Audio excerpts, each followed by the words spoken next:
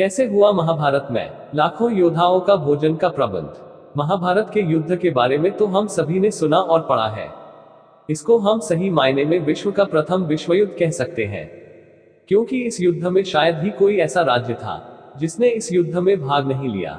भारतवर्ष के सभी राजा या तो कौरव की तरफ थे या पांडवों के तरफ में खड़े दिख रहे थे।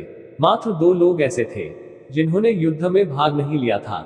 वे थे श्री बलराम और राजा रुक्मी। ये दो ही व्यक्ति ऐसे थे जिन्होंने महाभारत के युद्ध में भाग नहीं लिया।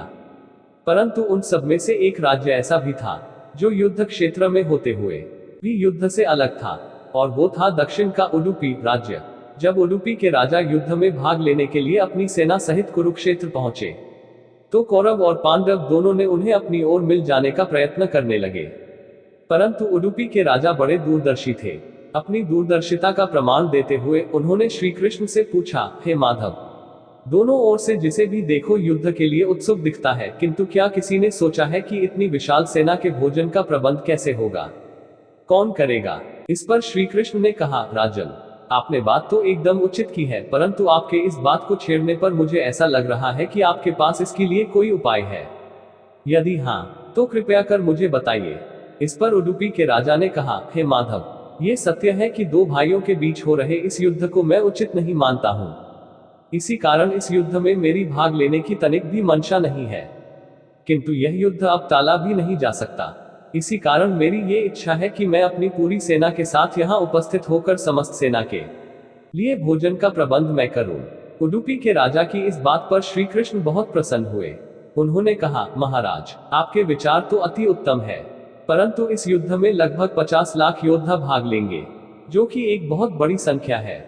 इसमें अगर आप जैसे कुशल राजा उनके भोजन के प्रबंधन को देखेंगे तो हमें इस ओर से कोई चिंता ही नहीं रहेगी।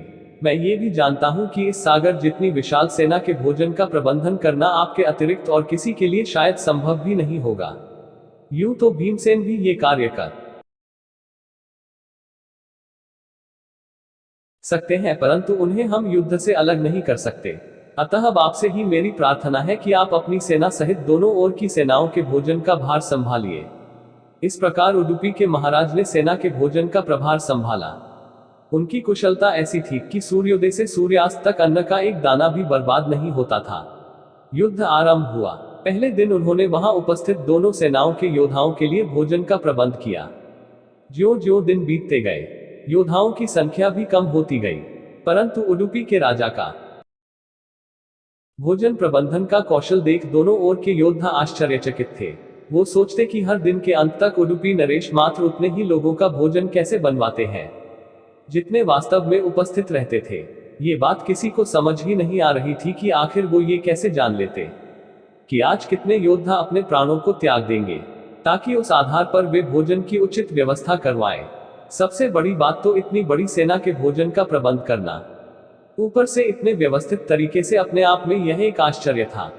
वो भी ऐसे कि अन्न का एक दाना भी बर्बाद ना हो। ये तो किसी चमत्कार से कम नहीं प्रतीत हो रहा था। परिणाम स्वरूप युद्ध समाप्त हुआ और पांडवों की विजय हुई। युधिष्ठिर सोचते तो रहे, परंतु यह पूछ नहीं पाए। आखिर में अपने राज्याभिषेक के दिन युधिष्ठिर से रहा नहीं गया और उन्होंने उडुपी नरेश से पूछ ही लिया।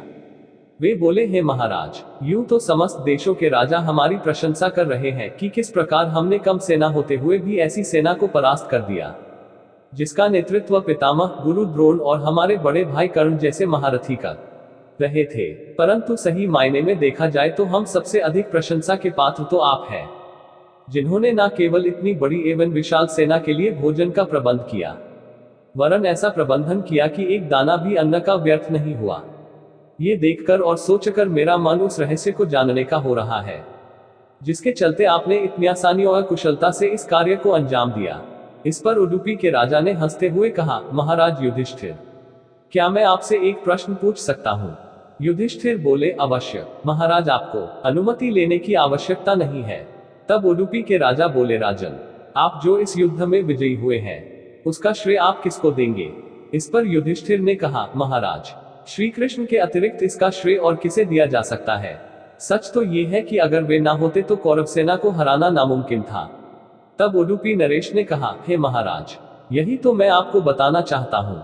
आप जिसे मेरा चमत्कार कह रहे हैं वो मेरा नहीं, श्री कृष्ण का चमत्कार है। मैंने जो कुछ किया और आपने जो कुछ देखा वो दोनों अलग बातें हैं। मुझ में इतना कौशल नहीं कि ये सब मैं अकेले कर पाता।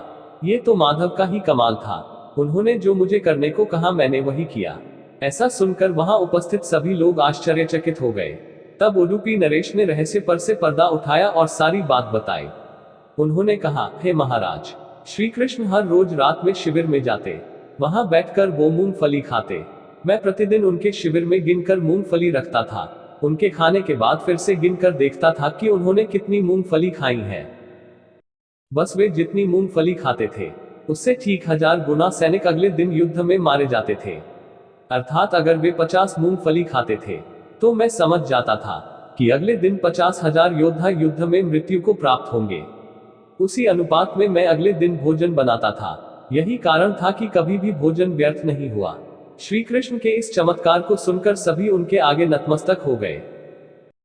नमस्कार दोस्तों, राधे राधे। आशा है आपको हमारी यह प्रस्तुति पसंद आई होगी। अगर आप सच्चे कृष्ण भक्त हैं तो अवश्य पसंद आई होगी। कमेंट में राधे राधे जरूर लिखें। कृपया लाइक, शेयर, सब्सक्राइब कर लीजिए, साथ ही बेल आइकन को भी दबा दीजिए ताकि आने वाली वीडियो आप तक तुरंत पहुंचे। धन्यवाद। जय श्री कृष्णा।